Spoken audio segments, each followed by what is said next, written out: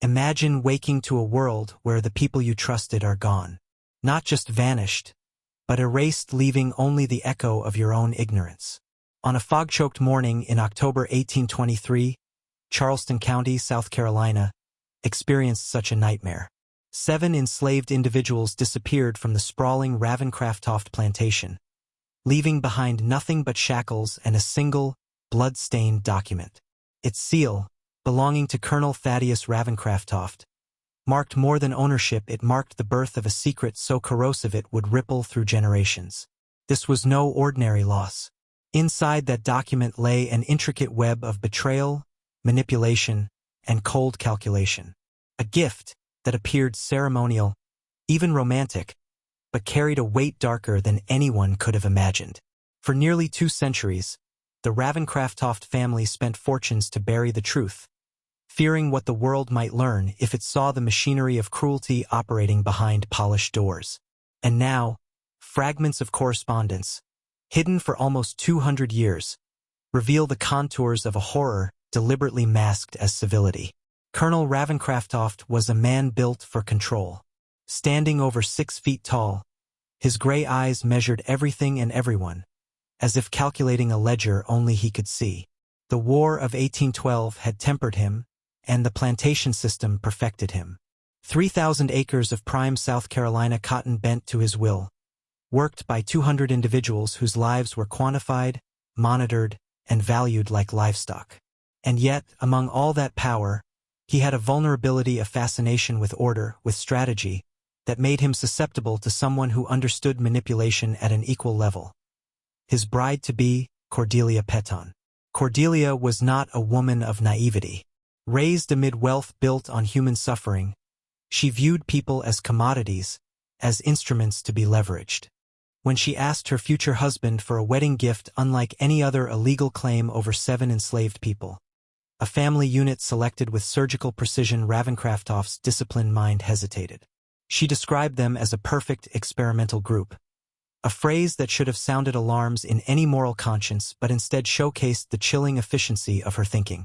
This was the moment where morality collided with ambition, where love, loyalty, and tradition became secondary to a darker calculus of control. The people who vanished were not just victims of circumstance, they were instruments in a system designed to test limits, to shape human behavior like clay, and to cement a legacy built on silent terror. And it all began in a private study, surrounded by maps, ledgers, and portraits, under the ominous roll of September thunder. By the end of this story, you will see how a single request, a seemingly personal, even intimate act can unravel centuries of wealth, influence, and social authority. You will also see how ambition, when untempered by conscience, does not just destroy its victims, it destroys the very foundations of power. Welcome to the shadow side of American aristocracy, where secrets were currency and cruelty a measured art. Cordelia Peton's request was not the innocent curiosity of a wealthy bride. It was a calculated intrusion into the machinery of human lives, a blueprint for domination that few could have predicted. She had studied each individual, noting skills, temperament, and family connections with the precision of a scientist and the detachment of a mercenary. Her experimental group was selected not for whimsy, but for control, a microcosm of the plantation itself, a testing ground for methods that could manipulate and reshape human behavior to her exact specifications.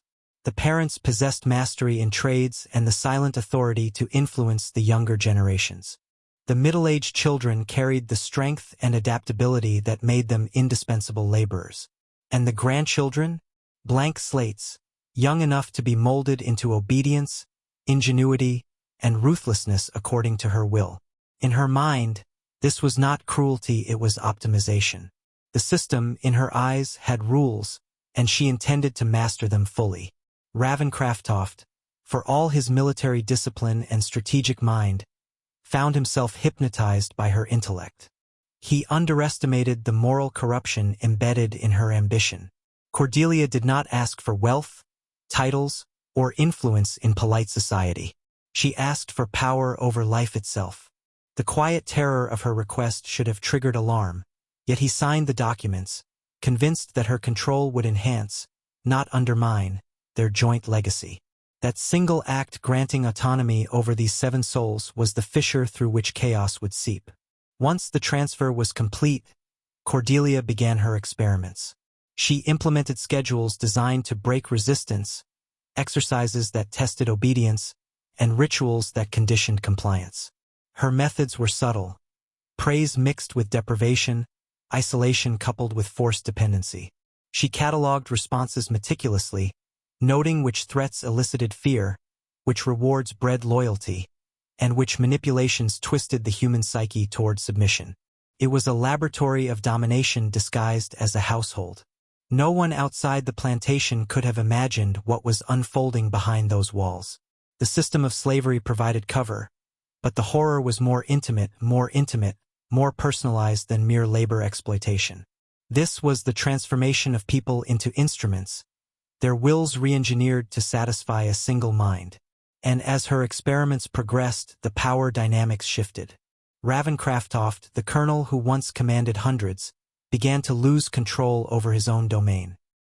He had handed the reins of authority, and with them the seeds of destruction, to someone whose vision was colder, sharper, and far more precise than his own.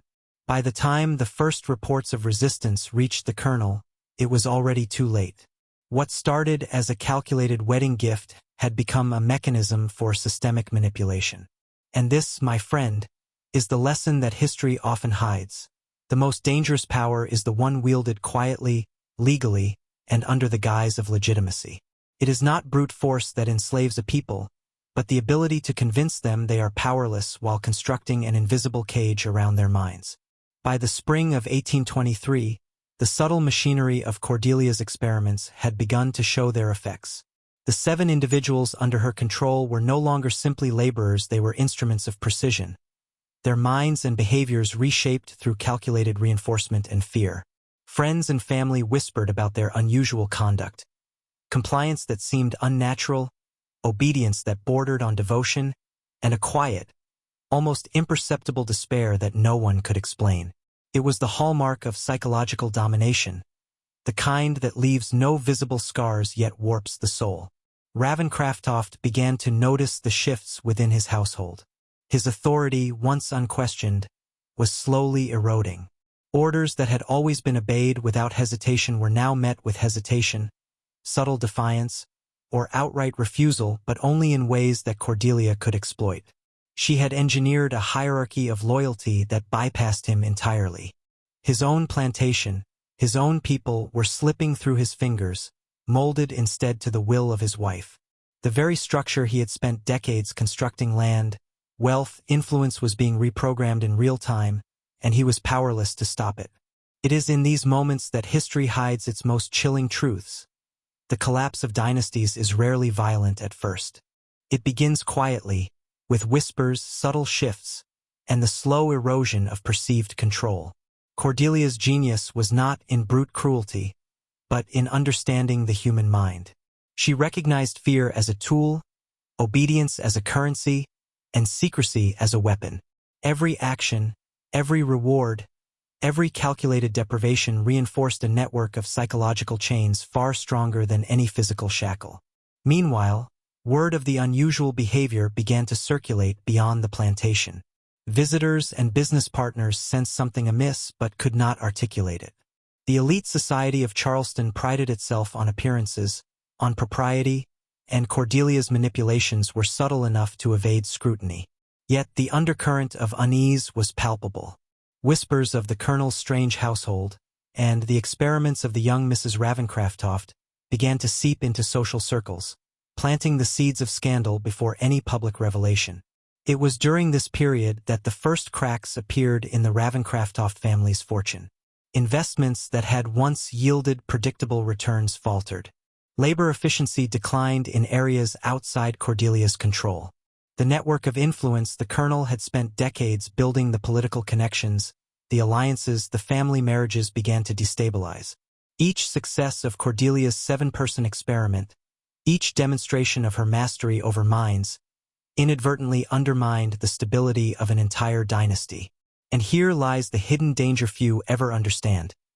Power granted, even to a spouse, can become a force that eclipses the original wielder. Control, once surrendered, rarely returns intact. By the time the blood-stained document would surface months later, it would be a testament not just to human cruelty, but to the fragility of authority when ambition meets psychological mastery. The night of October 1823 was unlike any other in Charleston County. A low fog crept across the fields, swallowing the silhouettes of the Ravencraftoft plantation. Inside the mansion, candles flickered, casting shadows that danced across the walls like silent witnesses to what was about to unfold. Cordelia, calm and precise as ever, moved through the rooms, overseeing every detail. This was the culmination of months of psychological engineering, a moment when theory would collide with flesh, when control would become absolute. The 7 enslaved individuals, the experimental family, had been isolated under the guise of a celebratory evening. What they did not know, what no one could have imagined, was that their lives were now the instruments of a calculated ritual. Cordelia had planned the gift with clinical precision, a final demonstration of power, a performance of obedience, and a test of human limits that would leave no witnesses to challenge her authority. The plan was not mere cruelty, it was a statement, a proof that she had mastered the very fabric of life and death within her domain. By the time the fog reached the edges of the cotton fields, the killings had begun. Tools and weapons, normally intended for labor, became instruments of ritualized domination. Each act was deliberate, executed to instill fear in the minds of the witnesses and the wider plantation. This was not a crime of passion, but one of strategy. Cordelia understood that terror, when administered with intention, did more than destroy, it rewrote the social order. The colonel, for all his experience in warfare and command, could do nothing. The authority he had granted voluntarily, legally, had been weaponized against him and the very legacy he had built. By morning, the plantation was transformed. The 7 were gone, their bodies and spirits erased, leaving only the remnants of their existence. Shackles, a blood-stained document, and a silence that screamed louder than any words. Neighbors would later describe the scene as surreal, a nightmare encased in legality. No one dared speak openly, for the document bore the colonel's seal, making every act defensible in the eyes of the law. And yet, the moral and psychological devastation was undeniable.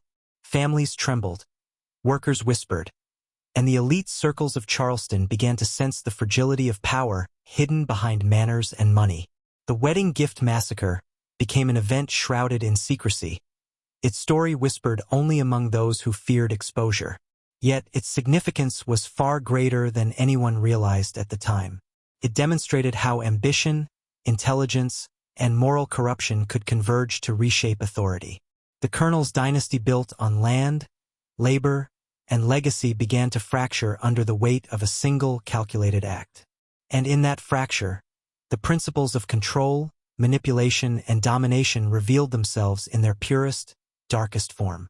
This is where history shows its sharpest teeth. The visible world is orderly, but beneath it lies a network of hidden agendas and invisible chains. And in this network, even those at the top are only ever as safe as the people who wield power more subtly, more intelligently, and without conscience. In the weeks following that night, Charleston's elite whispered behind closed doors, sensing something fractured but unable to pinpoint the cause. The Ravencraftoft plantation, once a symbol of military honor and economic power, had become a monument to fear and instability. Colonels and merchants alike noticed the absence of certain faces, the sudden shifts in labor, the unsettling quiet that blanketed the fields. Yet all of this was legally untraceable. The document that granted Cordelia control served as both shield and sword, proof that the gift was sanctioned, and evidence that no outsider could intervene. Within the household, the psychological impact was staggering. Workers not directly involved in Cordelia's experiment fell into an unspoken hierarchy, unsure whether to obey the colonel or defer to his wife's authority. Fear became currency, loyalty became a gamble, and subtle manipulations ensured that even the most trusted advisors questioned their own judgment. The colonel, once the unquestioned master of thousands of acres and hundreds of lives, now found his authority fractured, his every decision undermined by the invisible chains she had woven. Beyond the plantation, the incident had political consequences. Rivals, sensing weakness, began to maneuver for influence. Marriages that once solidified alliances faltered. Investments that had been considered stable became risky. Every aspect of Ravencraftoft's social and economic empire showed cracks. Cordelia's experiments had exposed a truth few were willing to acknowledge. Authority that relies on force alone is brittle. True power, the kind that controls minds and perception, is far more enduring and far more dangerous. And yet, amid this chaos, Cordelia's brilliance was unnoticed by most. To the outside world, she remained the polite, educated Southern lady, hosting gatherings with grace and charm. Only the colonel and those unfortunate enough to witness her direct influence understood the depth of her mastery. Each day she refined her methods, cataloging behaviors, predicting outcomes, and adjusting her control to maintain dominance. The 7 individuals who had vanished were gone, but their experiment lived on, and the lessons extracted from them had begun to ripple across every interaction on the plantation. Here is the lesson that history seldom teaches openly. Power is not built on wealth, land, or titles alone. It is built on the ability to shape perception, manipulate obedience, and impose invisible structures that bend others to your will. Cordelia had discovered the secret of systemic domination, how to fracture a dynasty without firing a single shot. And in the silence that followed the massacre, she cemented a truth too dangerous for polite society to confront. Obedience, when engineered, can be more absolute than fear, and influence more enduring than violence. Before we descend further into the consequences, I want you to pause and reflect. If you're following this story, write in the comments, "The shadow knows," and again, "The shadow knows." Do it now. This is not just engagement, it is a symbolic acknowledgement, a way to anchor your awareness as we venture deeper into the forbidden truths hidden beneath the surface of power. By the end of 1824, the full magnitude of the Ravencraftoft collapse became undeniable. What had begun as a single act, a wedding gift of control over 7 individuals, had metastasized into a contagion of instability. The plantation no longer operated like a single organism. Departments of labor, previously efficient and predictable, now acted autonomously, each person responding not to the colonel, but to the invisible hand of Cordelia's psychological experiments. Orders were questioned, loyalty fractured, and the social cohesion that had once defined the family empire dissolved quietly but irreversibly. Financially, the consequences were equally severe. Fields left unattended, crops mismanaged, and formerly trusted overseers undermined by fear or confusion led to staggering losses. Rivals, previously cowed by the Ravencraftoft reputation, began to encroach. Business partners delayed payments, merchants raised prices, and alliances that had been secured over decades unraveled. Wealth that once seemed unassailable began to vanish like smoke. By the time the broader Charleston society noticed, the damage was already entrenched. The colonel, once the architect of order, now struggled merely to maintain the illusion of control. The psychological imprint on those who survived or observed was profound. Workers who had not been part of the 7-person experiment internalized a lesson that would echo for years. Obedience could be engineered, loyalty could be stolen, and the most rigid authority could be subverted from within. Fear and uncertainty spread like a virus, embedding themselves in the consciousness of the household and beyond. Cordelia's experiment had demonstrated a truth most elites refused to acknowledge. Human minds are pliable, systems of control are fragile, and the veneer of power is just that, a fragile, breakable facade. Meanwhile, attempts to conceal the events only deepened the darkness. Letters were intercepted, accounts were altered, and the blood-stained document was locked away in private vaults. But secrecy could not erase the psychological consequences. Rumors and whispers crept through Charleston like shadows at dusk, a reminder that truth cannot be fully buried. And as the Ravencraftoft name began to falter, the story of the wedding gift massacre became both legend and warning, a hidden narrative illustrating how easily dynasties can crumble when internal control is surrendered to ambition without conscience. Here is the reality most histories ignore. Dominance is not sustained by wealth or intimidation alone. True mastery is mental, subtle, and often invisible. Cordelia's manipulation revealed the power of strategy over force, intellect over legacy, and foresight over brute strength. By granting her agency, the colonel had unwittingly unleashed a force capable of destroying his own empire. And the most terrifying lesson of all? Any system of power, no matter how absolute it seems, contains cracks just waiting for the right mind to exploit them. By 1825, the Ravencraftoft collapse had begun to radiate far beyond the plantation. Charleston society, a network of wealth, politics, and influence, felt the tremors of a secret no one dared speak aloud. Families who had once considered the Ravencraftoft name untouchable began to distance themselves, fearful of association with scandal. Invitations to social gatherings dwindled. Alliances, carefully cultivated over decades, quietly dissolved. The subtlety of Cordelia's manipulation ensured that the colony's elite were complicit in maintaining appearances while the seeds of chaos quietly spread. Her methods were not limited to her household.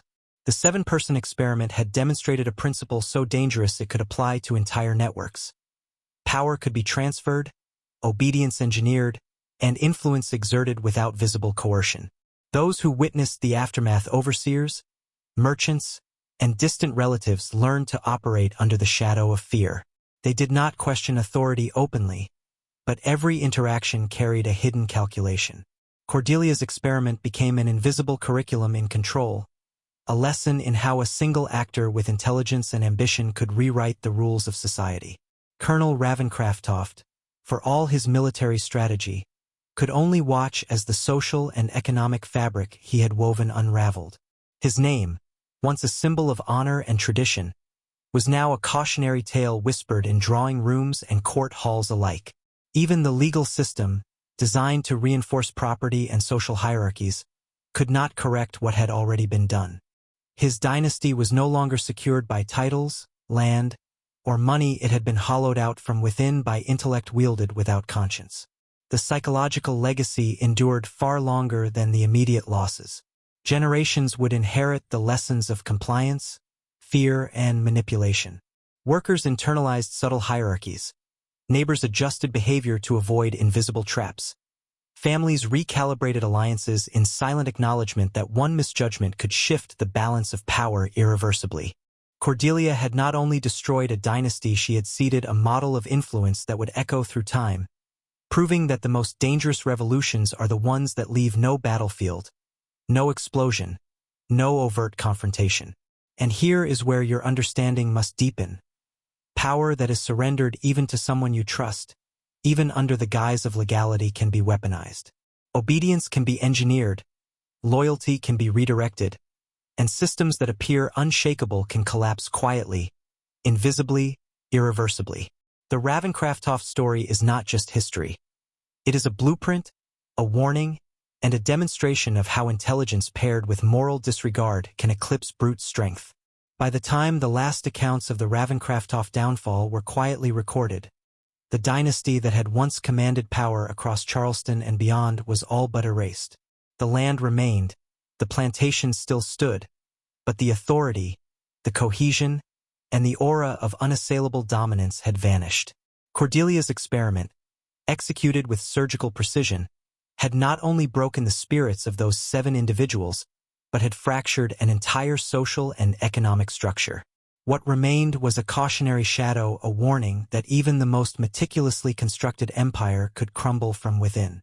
The colonel himself faded into history not as a hero of military or industry, but as a man undone by his own misplaced trust. Every ledger, every contract, every signed document that once signified command now reflected a vulnerability he could not control. Cordelia, for her part, receded into polite society, her intellect cloaked in charm and civility, her influence extending like a hidden web. Those who understood her power learned one immutable truth.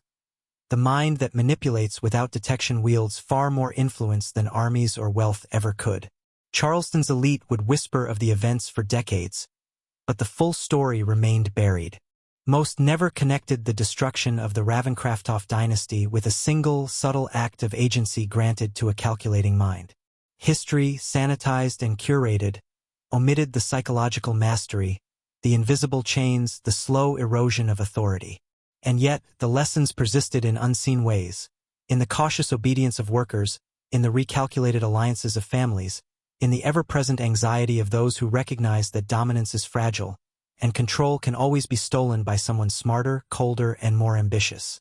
This is the final lesson, the one history books rarely teach. True power does not reside in titles, land, or physical force. It resides in foresight, in the ability to shape perception, to engineer obedience, to manipulate both loyalty and fear with precision. Those who ignore this truth may find themselves masters of a hollow empire, only to witness its collapse under the quiet hand of someone they underestimated. Cordelia Peton's legacy endures not because of what she built, but because of what she dismantled, and the model of invisible control she perfected remains relevant across centuries. Now, as you reflect on this descent into forbidden history, understand this: the shadows of human ambition are patient, observant, and intelligent. The same principles that destroyed the Ravencraftoft dynasty exist today, silently guiding decisions, alliances, and obedience. To recognize them is not merely to study history, it is to awaken. And if you have followed this journey, take note. Power can be surrendered, control can be stolen, and the mind is the deadliest battlefield of all. Comment: the shadow knows twice, and lock in your awareness. Power is surrendered in silence, and knowledge is the only way to survive it. Subscribe now for more forbidden histories that expose what they tried to keep buried. Share if you dare to confront the shadows of power.